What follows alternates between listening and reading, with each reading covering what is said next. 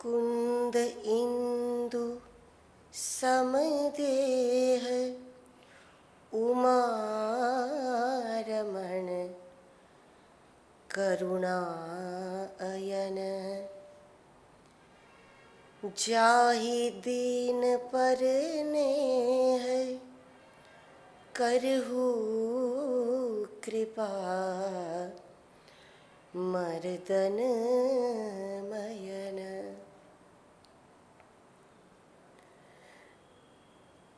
चौथा सोरठा बालकांड के आरंभ में कुंद इंदु समदेह उमा रमन करुणा अयन। भगवान शिव के लिए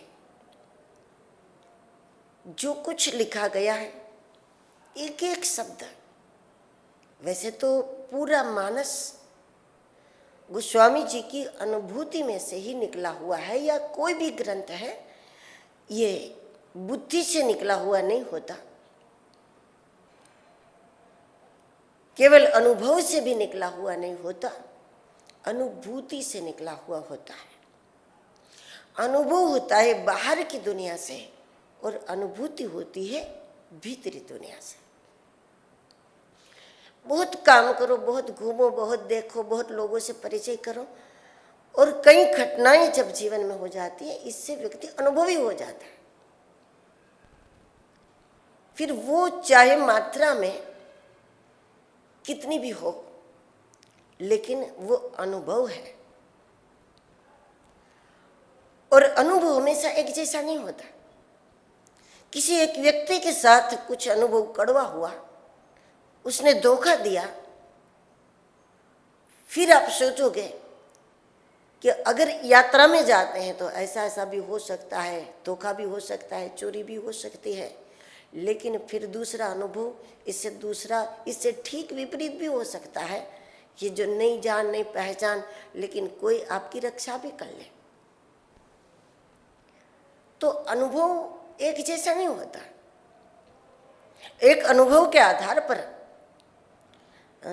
जगत का हम दर्शन नहीं कर सकते। एक अनुभव के आधार पर हम दुनिया के साथ व्यवहार नहीं कर सकते। लेकिन अनुभूति करोड़ों वर्ष पहले साधना करने वालों को भी यही होती थी, उसके बाद भी यही होती थी। आज के समय में भी साधना करें तो अनुभूति वही होती है और भविष्य में भी वही होगी, उसमें कोई बदलाव नहीं होता। 500 वर्ष पुराना सोना हो या फिर आज का बना हुआ सोना हो, सुवर्ण स्वर्ण है। ऐसा नहीं कि पुराना सोना है तो इसका ज्यादा पैसा आएगा, ये आज का सोना है, उसमें कोई फर्क नहीं पड़ता। अनुभूति अलग बात है। तो सारे हमारे जो ग्रंथ है, सारे पुराण हैं, वो अनुभव और अनुभूति के समन्वय से निकला हुआ है। बाह्य जगत का भी इतना अनुभव महापुरुषों ने किया और अंतर जगत में भी उतनी ही यात्रा की, और उसके समन्वय से ग्रंथों की रचना हुई। लेकिन जहाँ तक बात गोस्वामी तुलसीदास जी महादेव के बारे में कुछ लिखते हैं, शिव विषयक शब्द जब तुलसीदास जी रखते हैं तो वो उनकी विशेष अनुभूति हमें माननी पड़ती है, क्योंकि उनका पूरा बचपन शिव मंदिर में बीता। बाल्यावस्था से ही जब किसी ने उनको आश्रय नहीं दिया था, उस समय वो जाकर के शिव मंदिर में ही उन्होंने आश्रय लिया था। माँ अन्नपूर्णा, माँ पार्वती स्वयं उनको वहाँ पर 24 घंटे में कैसे भी कहीं से भी भोजन की व्यवस्था हो जाती थी, और गोस्वामी जी मानते थे कि माँ पार्वती देती है, अन्नपूर्णा देती है। काशी में भी जब उनके जीवन में कोई भी परेशानी हुई तो दौड़कर, जैसे बच्चा माँ के पास जाकर शिकायत करता है, उसने मुझे मारा, उसने मुझे ये करा, उसने मुझे ये, उस प्रकार जब भी कोई घटना ऐसी होती थी तो दौड़कर काशी विश्वनाथ के मंदिर में चले जाते थे और वहीं जाके शिकायत करते थे। तो उनका पूरा बचपन है वो शिव की शरण से जुड़ा हुआ, शिव शरण से ही ये कहे कि शिव के सानिध्य में, शिव के शरण में ही जाकर उनकी अध्यात्म यात्रा आरंभ हुई। ये भी एक कारण है कि जो कहा जाता है कि पैदा होते ही तुलसीदास जी राम बोले थे, लेकिन पैदा होते ही राम बोलने का मतलब ये भी होता है कि बोलना सीखे वहीं से राम बोलना शुरू किया। कुछ कई ऐसे काम होते हैं जिसमें हम लोग कह सकते हैं कि वो तो हमको जन्म से मालूम है, तो हम तो जब पैदा हुए तब से कर रहे हैं, मतलब उस समय तो नहीं कर रहे थे। जीवन की शुरुआत हमारी उस काम से हुई, तब हम 5 वर्ष के, 10 वर्ष के, 15 वर्ष के हो सकते हैं, लेकिन वो हमारा आरंभ है। तो उस प्रकार जब बोलना सीखे वैसे उन्होंने राम बोलना शुरू किया, क्योंकि राम मंत्र बचपन से ही प्राप्त हुआ। तो वो कहा अलग अलग मंत्रों के अलग अलग ऋषि है, जगत को राम मंत्र महादेव ने दिया, इसके ऋषि शिव है, परमात्मा है। इसलिए तुलसीदास जी जब लिखते हैं, राम बोलते हैं जन्म से ही, तो वो भी महादेव की देन है उनको। और यही कारण है पूरा बचपन भगवान शिव की शरण में बीता है।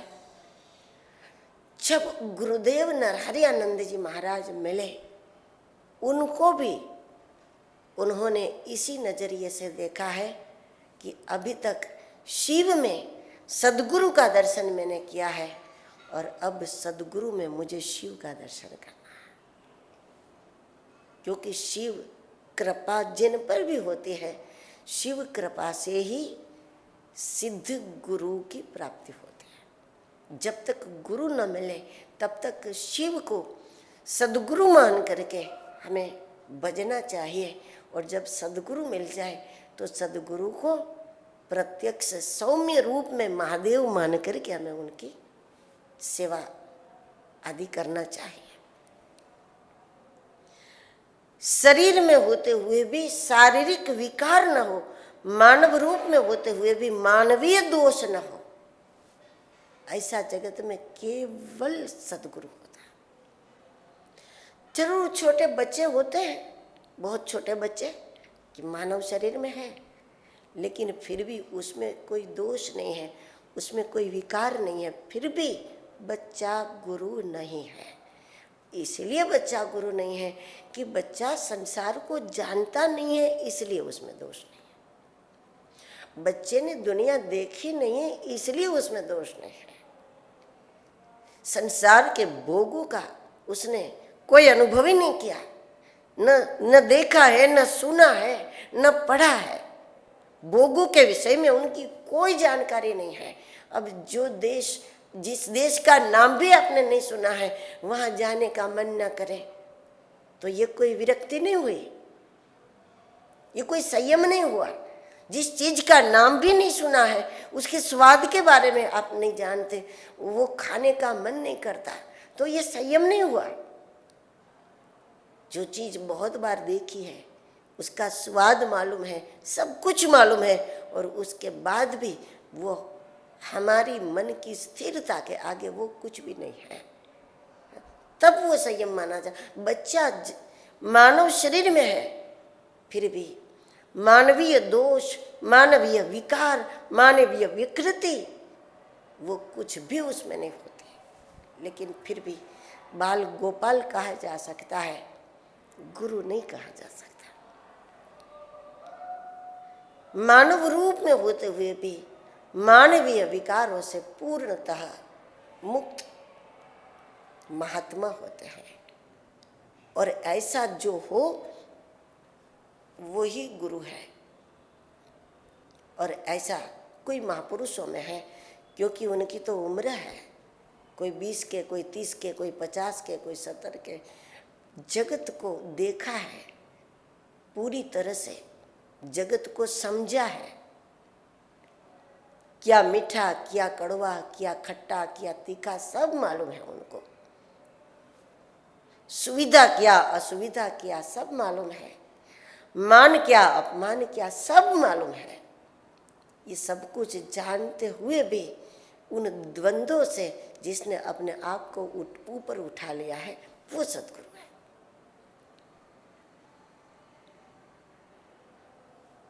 तो ऐसे गुरु जब मिल भी जाए, जो मानव शरीर में होकर भी मानवीय वृत्तियों से मुक्त है, वो मिल भी जाए, तब भी उसकी पहचान तब होगी जब शिव कृपा होगी।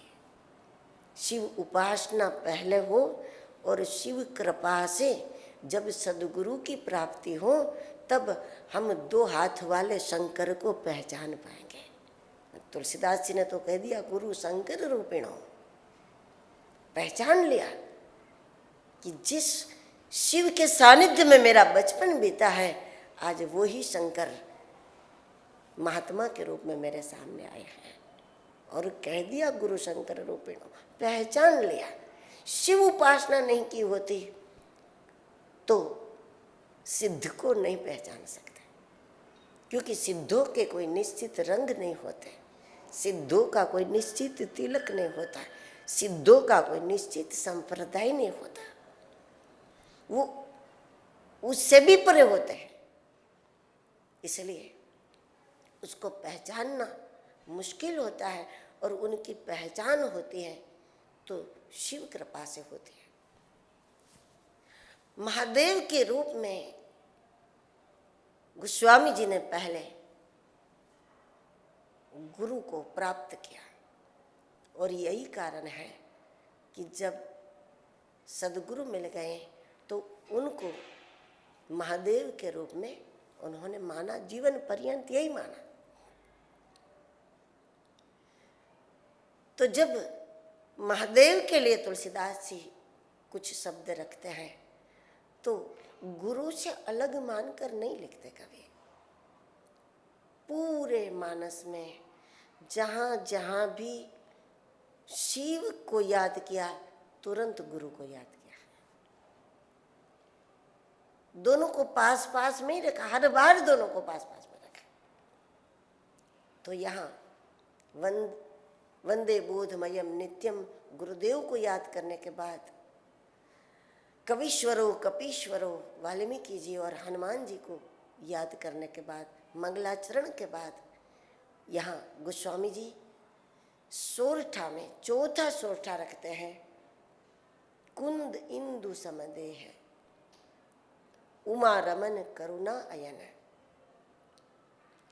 महादेव के लिए 2 बात रखी, एक तो कुंद के पुष्प के समान जिसको मोगरा कहते हैं, और दूसरी बात रखी चंद्र के समान।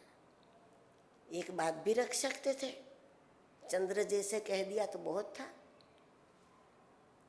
2 बात इसलिए रखी कि चंद्र में प्रकाश तो है, सुगंध नहीं है,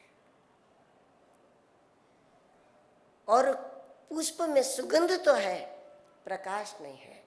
जबकि गुरुत्व में दोनों ही बात होती है। ज्ञान का प्रकाश भी होता है गुरु की हर बात में, गुरु के हर व्यवहार में। जब गुरु जीवन के द्वारा उपदेश करने लगे, शब्दों से नहीं, जब जीवन के द्वारा या शिष्य गुरु के जीवन से ही ज्ञान प्राप्त करने लगे, तब वो सजीवन मंत्र हो जाता है। वो सजीवन मंत्र जीवन के द्वारा ज्ञान दिया, अपने व्यवहार के द्वारा दिया। और ऐसे में शिष्य की भी प्रज्ञा ऐसी पावरफुल होनी चाहिए कि गुरु को बोलना ना पड़े, उनके व्यवहार से शिष्य ज्ञान प्राप्त करने लगे। जैसे जनकपुर की औराई में जब राम लक्ष्मण घूमने गए थे, पर आ गए, और जैसे विश्वामित्र जी के सामने गए, विश्वामित्र जी उस समय खड़े हो गए और राम जी के आगमन पर जब विश्वामित्र जी खड़े हो गए, जनक जी बस उनको देखकर ही खड़े हो गए कि जिनके आगमन पर 60,000 वर्ष तप करने वाले महापुरुष खड़े होते हैं, तो ये व्यक्ति का आगमन नहीं है, ये व्यक्तित्व का आगमन है। और फिर विश्वामित्र जी ने आगे चलकर ये भी साबित कर दिया कि ये व्यक्तित्व का भी नहीं है, अस्तित्व का आगमन है। तो इस प्रकार गुरु में दोनों ही बात है, महादेव में दोनों ही बात है, क्योंकि प्रत्येक परमार्थिक कार्य को, लोक मंगल करने वाले कार्य को, लोक कल्याण करने वाले कार्य को शिव कार्य कहा जाता है। शिव का मतलब ही कल्याण है, परमार्थ है, पारमार्थिक काम है। और जहाँ परमार्थ है वहाँ खुशबू है। लेकिन ऐसे भी लोग दुनिया में होते हैं कि वो परमार्थ के काम में इतने उलझ जाते हैं, इतने उलझ जाते हैं कि वो ज्ञान को नहीं मानते। नहीं सत्संग, नहीं ज्ञान, नहीं कुछ, बस हम तो अन्न क्षेत्र चलाते हैं, हम तो गरीबों की मदद करते हैं, हम मरीजों की मदद करते हैं, हम लोगों की इतनी सेवा करते हैं। लेकिन ज्ञान के बारे में पूछा जाए, उसके अभाव की पीड़ा भी नहीं है। ज्ञान तो नहीं है, लेकिन ज्ञान के अभाव की पीड़ा भी नहीं है। उसी से संतुष्टि है कि बस हम तो इतने लोगों की मदद करें। ये सारी मदद करनी ठीक है, लेकिन ऐसी चीज़ों की हम व्यवस्था लोगों के लिए करते हैं जिसकी जरूरत बार बार पड़े, वो पर्याप्त नहीं है। हाँ है तो हमें सदुपयोग कर देना चाहिए। जिसके पास जिस वस्तु की अधिकता है उसका सदुपयोग करो। वस्त्रों का दान करो, कंबल का दान करो, दवाओं का दान करो, भोजन दो, सब ठीक है। लेकिन ऐसा कोई भोजन करा सकता है कि एक बार करा दिया उसको दोबारा भोजन की जरूरत ना पड़े? ऐसा कोई वस्त्र दान कर सकता है कि एक बार दे दिया उसको दोबारा कभी वस्त्र की जरूरत ना पड़े? ऐसी कोई दवाओं का दान कर सकते हैं कि एक बार दे दिया फिर उसको भविष्य में कभी बीमारी नहीं होगी, फिर दोबारा उसको दवा की जरूरत नहीं पड़ेगी? ऐसा कोई नहीं कर सकता। ऐसा तो तभी होता है कि जब हम ज्ञान का दान कर सकें। तो ज्ञान दान ऐसा है, और वो शिव करते हैं, वो सदगुरु कर सकते हैं। वो ऐसी चीज प्रदान कर देते हैं कि फिर एक बार हो गया तो हो गया। वो खुद भी अपने शिष्य को दृष्टि प्रदान करके खुद भी हट जाते हैं बीच में से, क्योंकि आंख दे दी, खत्म। तो दोनों ही बात जिसमें हो वो शिव है। मानव रूप में शिव मिले तो कैसे पहचाने, ये भी बताने का एक ये तरीका है कि मनुष्य रूप में महादेव कौन है। ये है कि जिसके व्यवहार में परमार्थ की सुगंध भी है और जिसके व्यवहार में ज्ञान का प्रकाश भी है। तो कुंद इंदु दोनों ही बात। चंद्र में प्रकाश है, सुगंध नहीं। फूल में सुगंध है, प्रकाश नहीं। तो ये पूर्ण गुरुत्व नहीं है। जो लोग परमार्थ खूब करते हैं लेकिन ज्ञान नहीं है, या फिर जो लोग ज्ञान की तो खूब बातें करते हैं, दान के विषय में बोलने के लिए कहा जाए तो शायद 2-3 घंटे ज्ञान की दान की व्याख्या कर ले, लेकिन दान न करें। वो खुद दान नहीं करेंगे, वो व्याख्या कर ले घंटों घंटों तक, क्योंकि शब्द है उनके पास। तो दान के विषय में प्रवचन दे सकते हैं, लेकिन एक कोड़ी भी दे नहीं सकता, व्याख्या कर सकता है। तो ये पूर्ण गुरुत्व नहीं, ये पूर्ण शिवत्व नहीं है। शिवत्व मानव रूप में महादेव को हमें पहचानना होगा। और मानव रूप में महादेव यह है कि जिसमें परोपकार की सुगंध भी है और ज्ञान का प्रकाश भी है। उमा रमन करुणा अयन। जो उमा रमन है, उमा रमन का मतलब है जो नित्य आनंद में है। जब महादेव शिव और शक्ति तो अभिन्न है, शिव सदैव प्रसन्न है। इसका कारण यही है कि वो उमा रमन है, वो अभिन्न है। भीतरी समृद्धि जिसके लिए दूर नहीं होती वो कभी उदास नहीं होता। बाहर से कोई सब कुछ लूट, हाँ कई बार संतों को प्रसन्न देखकर लोगों को ऐसा लगता है कि ये तो प्रसन्न ही रहेगा, नहीं क्या कमी है। उनके पास सुख है, सुविधा है, सेवक है, शिष्य है, जमीन जायदाद दुनिया भर का माल है उसके पास, इसलिए प्रसन्न है। लेकिन लोगों को तब पता चलता है कि जब वो सब एक बार हट जाए, उससे दूर हो जाए, उसके बाद भी उनकी प्रसन्नता वैसी की वैसी होती है। तब मालूम पड़ता है कि इनकी प्रसन्नता का आधार व्यवस्था नहीं है, चित्त की अवस्था है। वो उमा रमन है, वो अपनी भीतरी समृद्धि में अपनी भीतरी शक्तियों को जगा चुके हैं।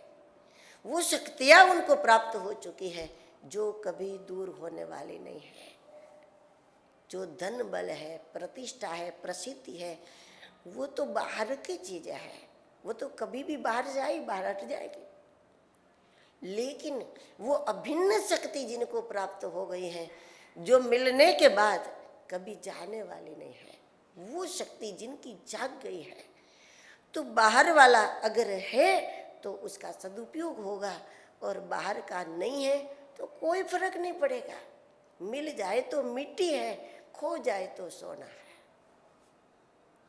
वैसे भी हमें तो त्यागना था, वो अपने आप ही चला गया, तो हमें क्या फर्क पड़ा। हमें कोई उसको छोड़ने के लिए हमें कोई प्रयास नहीं करना पड़ा, मन नहीं हटाना पड़ा, मन को तैयार नहीं करना पड़ा, क्योंकि हम मन को उससे हटावे उससे पहले वो चीज ही हट गई, वो व्यक्ति हट गई, वो वस्तु हट गई। ये तो मजे की बात हुई, ये तो कृपा हुई भगवान की।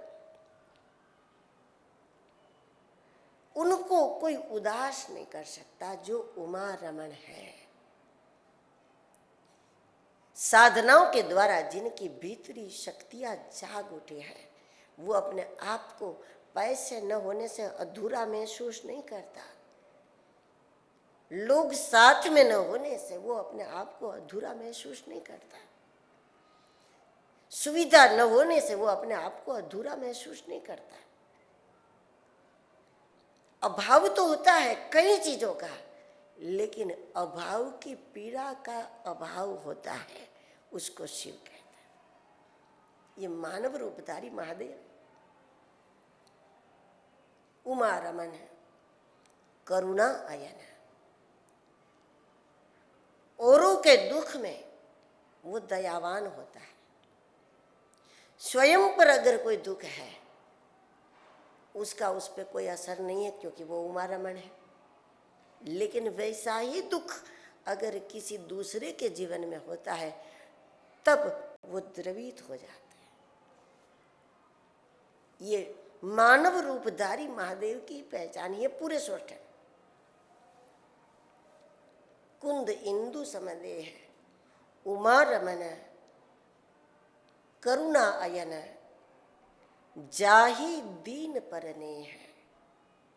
उनको सब प्रिय होते हैं, लेकिन जिसमें दीनता है, जिसमें अधीनता है, जिसमें अपनी उपलब्धियों का अहंकार नहीं है, ऐसे लोग उनको विशेष प्रिय होते हैं। जाहि दीन पर, दीन का मतलब ये नहीं कि जो गरीब हो। दीन शिव भक्त गरीब हो ही नहीं सकता कभी।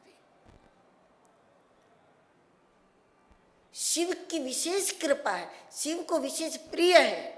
तो कौन है? तो बताया जो दीन है। तो दीन का मतलब दरिद्रता नहीं, क्योंकि वो शंकर के पास गया तो दरिद्रता रहेगी नहीं कभी। शिव समान दाता नहीं, चुटकी बबूत में खजाना कुबेर का। सारे देवता तो अपने लिए कुछ बचाकर लुटाते हैं, ये तो अपने आप को भी लुटा देते हैं, तो अपने लिए बचाने की कोई बात ही नहीं होती। तो ऐसे में शिव भक्त कभी गरीब नहीं होता। महादेव को दीनों के प्रति अति प्रेम है, जाहि दीन पर नेह, विशेष प्रेम है दीनों के प्रति। तो यहाँ दीनता का मतलब है अपनी उपलब्धियों का अहंकार न होना। समृद्धि तो होगी शिव कृपा से, लेकिन प्राप्ति का वजन न होना।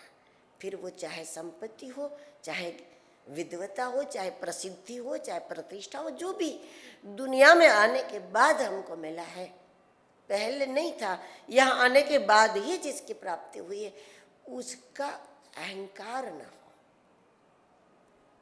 मेरा मुझ में कुछ नहीं। वो दीन है। अपने आप को भी तुलसीदास जी ने हमेशा दीन बताया है ना, कि मोह समान आरत नाही, आरत हर तो सो, तू दयालु दीन हूं, तू दानी मैं भिखारी, तू दयालु दीन हूं, तेरे जैसा कोई दयालु नहीं, मेरे जैसा कोई दीन नहीं। तो दीनता है वैचारिक विवेक, स्वाभाविक विवेक। विवेक के बहुत प्रकार हैं, लोग मजबूरी में भी विवेक रखते हैं।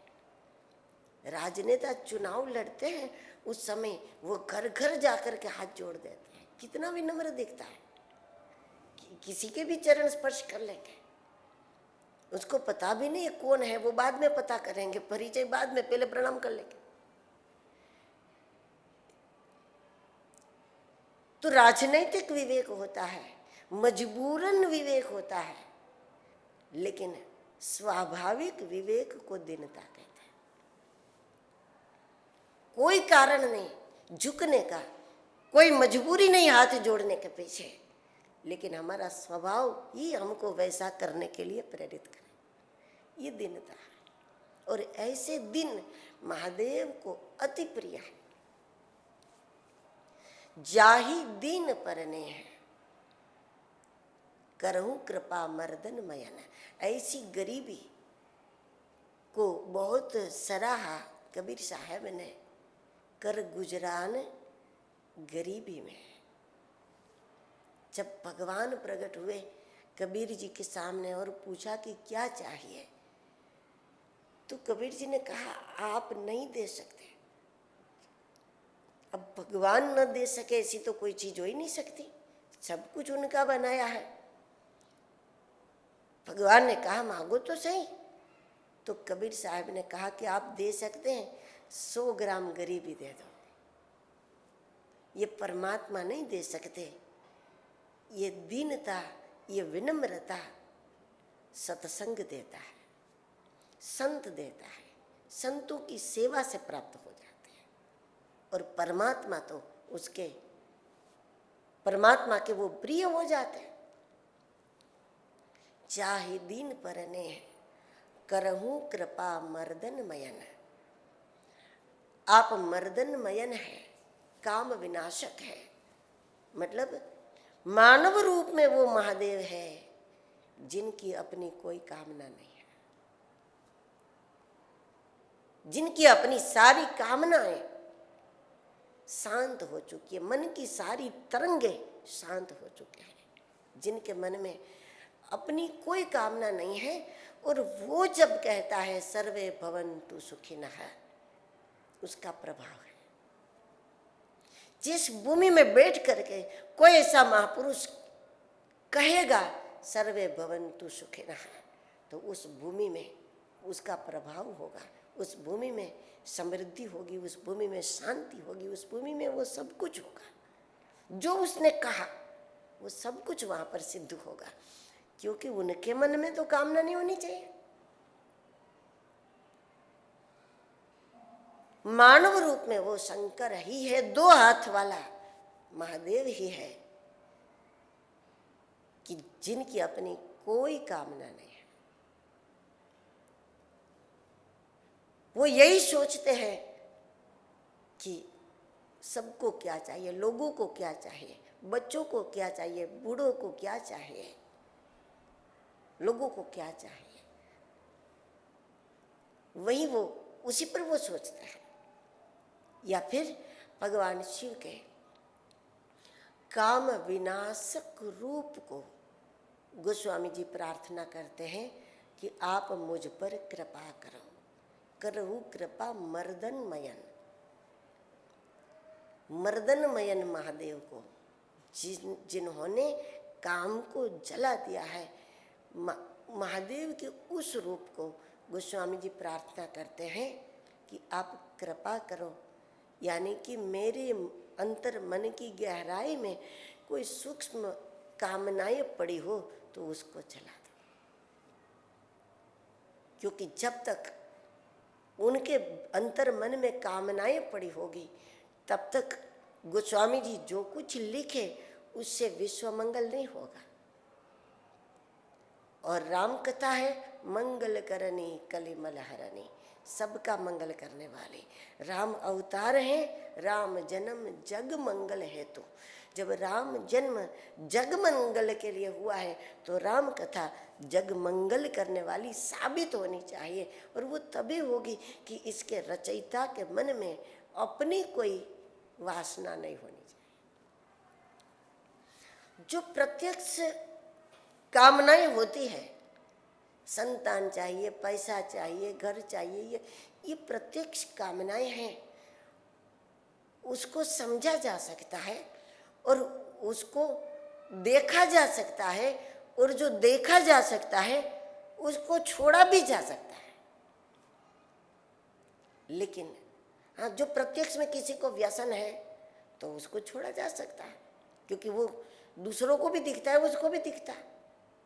उसको आज नहीं तो कभी भी छोड़ा जा सकता है। लेकिन जो नजर नहीं आता, जो सूक्ष्म वासनाएं हमारे अंदर है, जो हमको नजर नहीं आती, तो फिर वो कैसे निकलेगी, वो कौन निकालेगा। हमारे कपड़े के ऊपर कोई कचरा होगा तो हम हटा देंगे क्योंकि हमें दिखता है, लेकिन जहाँ हमें नजर नहीं आता वो कौन निकाल। जिनको नजर आता है वो ही उसका निवारण कर सकता है। वो शिव को दिखता है, वो संतों को दिखता है, वो सद्गुरु को दिखता है। देखिए, भगवान कृष्ण ने अर्जुन को युद्ध मैदान में ले जाने के पहले कहा होता कि अर्जुन तुम्हारे अंदर मोह पड़ा है, वो नहीं मानता। किसी व्यक्ति को कहो कि तुम तो अहंकारी हो, नहीं मानेगा वो। तुम्हारे अंदर लोभ पड़ा है, नहीं मानेगा वो। पहले भगवान ने कहा होता कि तुम्हारे अंदर मोह है परिवार के प्रति, तो अर्जुन नहीं मानता, बिल्कुल नहीं है। लेकिन एक ऐसी पोजीशन को, एक ऐसा वातावरण खड़ा कर दिया भगवान ने, युद्ध मैदान में ले जा करके बीच में खड़ा करके वो खुद ही कहने लगा कि मेरे अंदर मोह है। वो मानने लगा कि मेरे अंदर कोई तो बीमारी है प्रभु। शिष्यस्ते हम साधिमाम त्वाम प्रपन्नम, मुझे नजर नहीं आता, आपको आता है, आप बताइए। और तभी उसका हल होता है। जब व्यक्ति माने कि मैं बीमार हूं, तब उसका हल हो सकता है। कुछ मेरे भीतर जो सूक्ष्म कामनाएं हैं मुझे नहीं दिखती, मुझे नजर नहीं आती, लेकिन करहूं कृपा मर्दनमयन। बाहर से जो छोड़ने जैसा था वो तो छोड़कर तुलसीदास जी निकल चुके, घर छोड़कर निकल चुके, परिवार छोड़कर निकल चुके। लेकिन बाहर की चीज़ें ऐसी है कि अगर हम उसका त्याग न करें समय पर तो वो हमारा त्याग कर देते हैं। हर एक चीज़ ऐसी है, समय पर स्वाद का त्याग आप न करो तो एक समय आएगा कि स्वाद आपका त्याग करेगा। और कई लोग कहते हैं कि कुछ टेस्ट ही नहीं आता, हम खाते हैं तो कोई टेस्ट ही नहीं आता, कुछ भी अच्छा नहीं लगता, स्वाद नहीं आता, टेस्ट नहीं मिलता। मतलब क्या? स्वाद ने आपको छोड़ा। कर नहीं छोड़ोगे तो घर ही आपको छोड़ेगा। परिवार नहीं छोड़ोगे, समय पर नहीं छोड़ोगे तो परिवार आपको छोड़ेगा। वो सारी चीजें समय पर न छोड़ने से निश्चित रूप से वो हमारा त्याग करने वाली है एक दिन। इसलिए उससे तो दूरी बनी जाएगी, या तो वो हम उनको छोड़े या वो हमको छोड़े, वो तो दूरी होगी होगी। लेकिन हमारे भीतर जो दोष है वो हमें नजर नहीं आता, और वो भीतरी कामनाएं जिनको नजर आती है वो हमारे भीतरी कचरे को बाहर कर सकते हैं। इसलिए करहूँ कृपा मर्दन मयन कुंद इंदु समदेह उमा रमन करुणा अयन चाहि दीन पर नेह करहूँ कृपा मर्दन मयन।